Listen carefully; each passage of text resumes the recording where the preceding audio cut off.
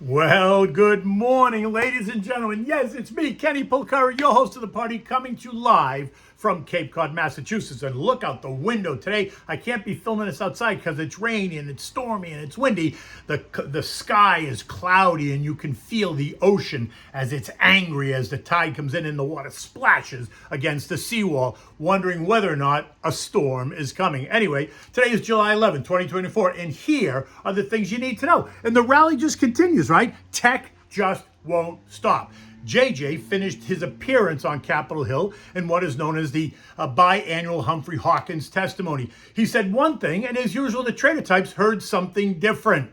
Today, we're going to get the CPI, which we got, and guess what? It was a little bit softer or better than expected. Tomorrow, we're going to get PPI, which is supposed to be hotter than expected, as well as the start of earnings. And what do we have at dinner today? Well, we're on the Cape, and we're having a family reunion this weekend, and we're going to have the steamed lobster, along with everything that goes along with it.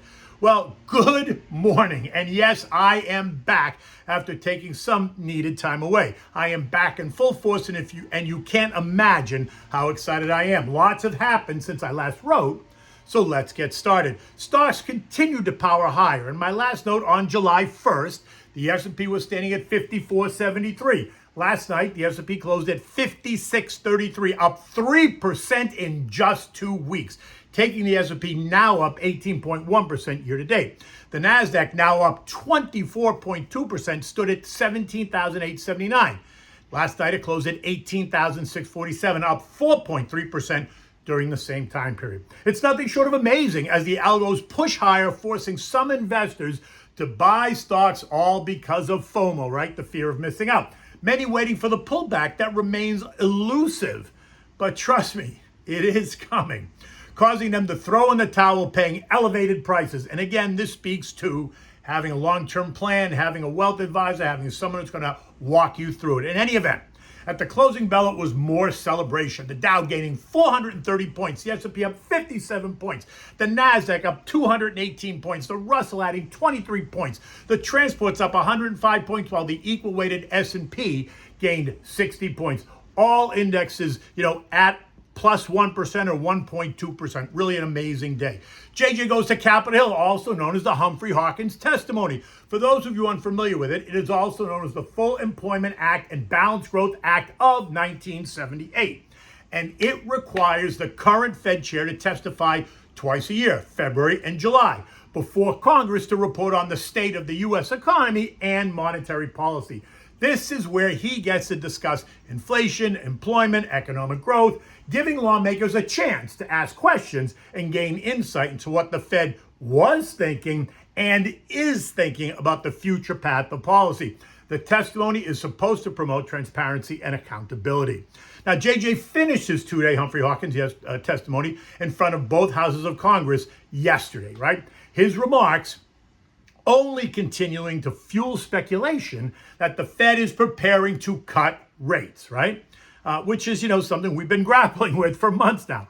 On Tuesday, he intimated and set the table for a possible September rate cut, 5 weeks ahead of the presidential election. You know how I feel about that.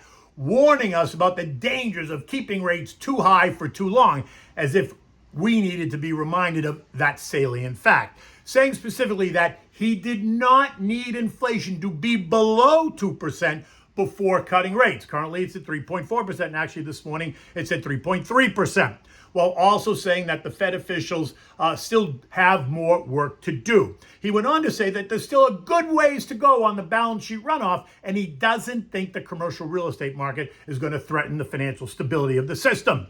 And so the smart logic algos took that as rates are going down sooner rather than later. The market is now pricing in a 75% chance of a September cut, a 48% chance of a November cut, and a 78% chance of a December cut. And then yesterday, after he realized that he created all this excitement, as if that was a surprise, with markets now pricing in 2 or maybe even 3 rate cuts before the ball drops in Times Square. Remember, after the July meeting, we have September, November, and December meetings, right? He found it necessary yesterday to pull back just a bit on the interpretation from Tuesday, saying that he did not and is not offering any specific timeline for a rate cut. while confirming, though, that there is mounting signs of a cooling job market, citing the rise in the unemployment rate last Friday, going from 4% to 4.1%. Okay, but what he failed to mention, though, is that the job creation continued to surge, although last month's read was revised lower, but it's still higher than the original consensus. That's the usual trends been going on like that for months and months now. Last week's report coming in at 206,000 jobs versus the 190,000 jobs that was expected. The rise in the unemployment rate was a direct result of more people entering the job market, putting them back on the active job seekers list, which then pushed the unemployment rate higher. So what I'm saying is the unemployment rate didn't go up because people are getting fired and tossed out. It went up because more people who can't keep up with rising prices, think inflation, are looking for new or additional employment opportunities. This is a marked difference in how the data is interpreted, right? You have to think about how they then use this data. If the rate was going up because people were getting tossed out, that's one narrative, which isn't so good. But if the rate is going up because more people are looking for jobs, getting off the couch and going out looking for jobs, that's a different narrative. Some might say that's a negative as well because it speaks to the struggle. But I would say it's really just a sleight of hand, right? Because those people haven't been looking for a job anyway. They haven't been working all along. And they have not been counted because they weren't actively looking. But once you enter or try to enter the workforce again, suddenly, guess what? You're counted. Kabish? Thus the rise in the unemployment rate. Now, the same way we got two different services PMIs last week, right? The S&P gave us a 55.3 reading, which is well into expansion territory, while the ISM gave us a 48.8 reading, putting us into contraction territory. So when they needed a negative data point, they used the ISM number because it fit the narrative. I asked, why not use the other number, which was a positive number? Why just dismiss it as if it didn't happen or wasn't important? Remember, we are a 75% services economy. Again, I can say it's just a tangled web that we weave. In any case, it was the comments by JJ that poured gas on the fire, raising hopes once again that we're going to get multiple rate cuts this year. JJ said one thing, and as usual, the players heard something different, reminding us that the people hear what they want versus hearing what is being said. But it could really go either way because he was very adept. JJ sat squarely on the fence, leaving him room to play on either side, depending on how the data continues to come out. Today we had the June CPI report, and as you know, this is a key inflation data point. Consensus called for the CPI month over month to be up 0.1%.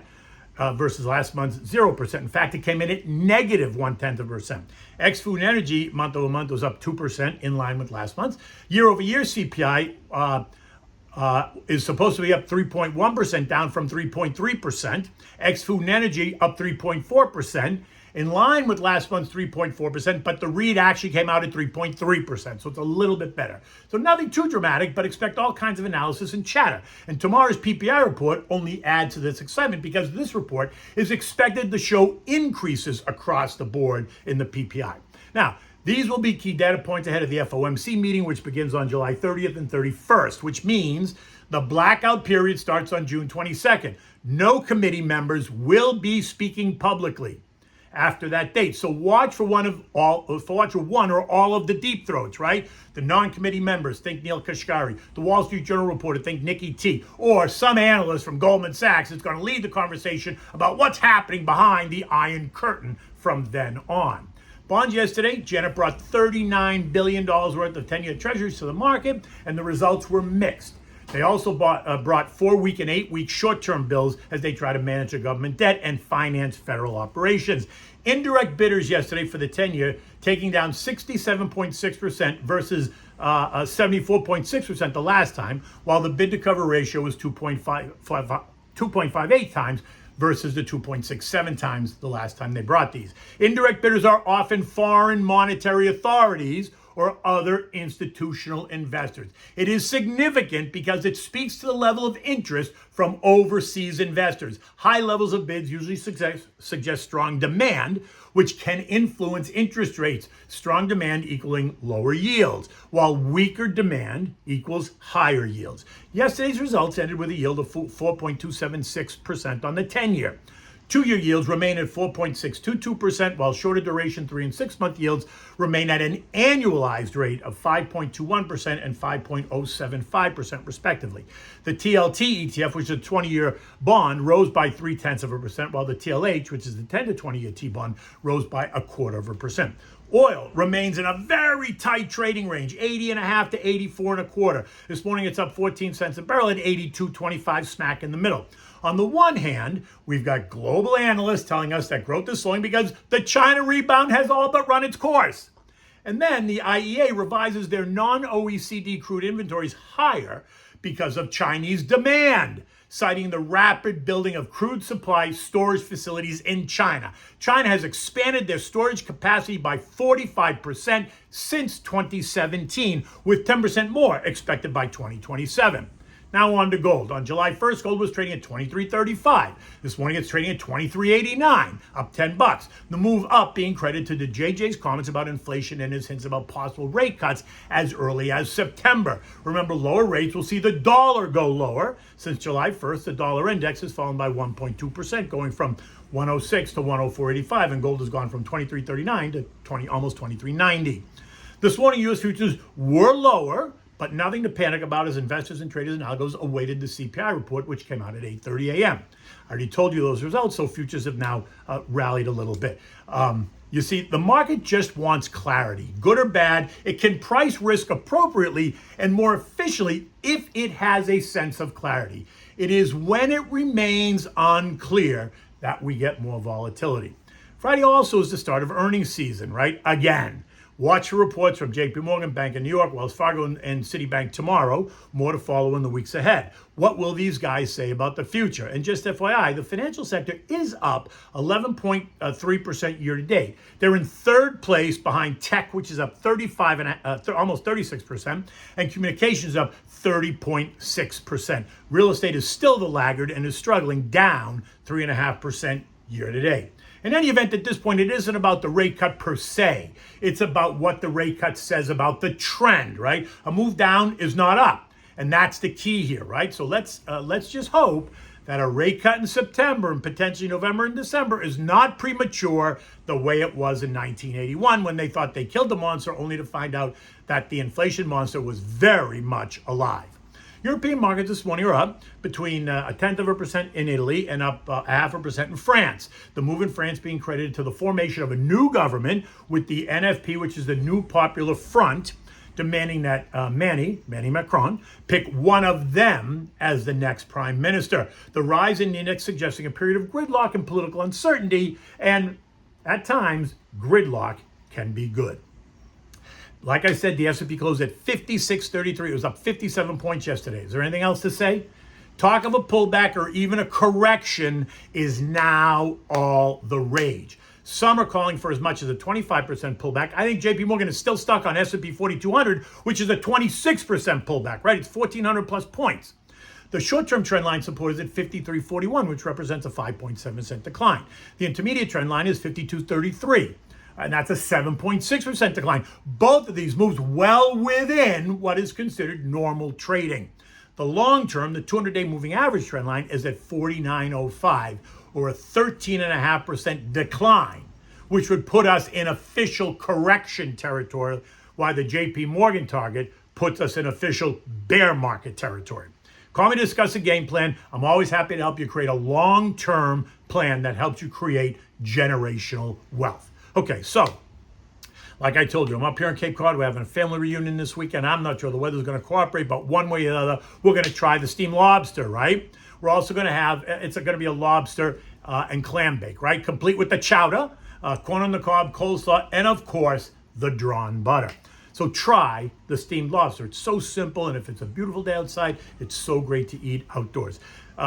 So you're going to bring a big pot of water to a rolling boil. You're going to take the live lobster. You're going to cut off the elastic bands that hold its claw.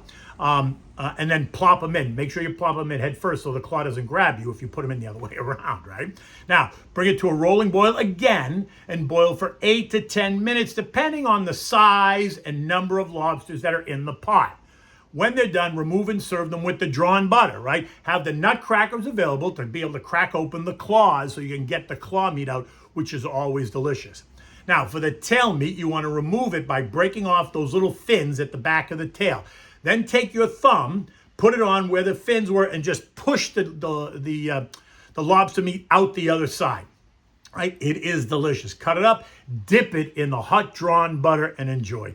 This is best eaten outdoors on the deck, overlooking the water, or on the beach on a picnic table if you're able to do that. It is delicious, it's simple, and it is so good. And I, for one, am looking forward to it.